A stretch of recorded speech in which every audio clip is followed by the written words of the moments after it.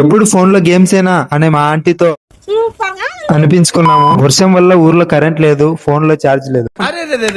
పెద్ద సమస్య వచ్చి పడిందే, ఇప్పుడు ఏం చేద్దాం? శ్రీకాంత్ గారి ఈ వెదర్ లో చికెన్ గ్రిల్ చేసుకోవాల్సిందే అనడం మా ఆల్రౌండర్ సుభాష్ సిద్ధం అన్నాడు.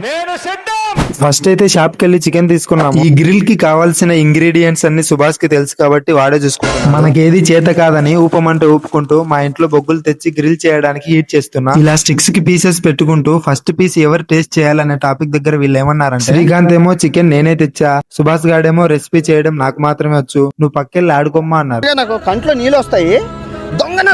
మనం ఊరుకుంటామా? చికెన్ ఏమో షాప్ లో దొరుకుతుంది, రెసిపీ ఏమో యూట్యూబ్ లో దొరుకుతుంది, కానీ బొగ్గులు మా ఇంట్లోనే దొరుకుతాయి అనగానే సైలెంట్ అయిపోయారు. ఏందన్నా గమ్మునుండవా?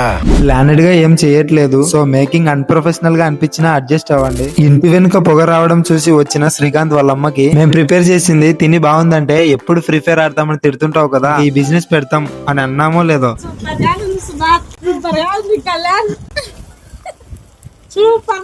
మీకు ఒక విషయం చెప్పాలి, తింటుంటే 5 స్టార్ హోటల్ కంటే తక్కువ కాదు. మేమెందుకు KFC లాంటి బ్రాంచెస్ ఓపెన్ చేయకూడదు?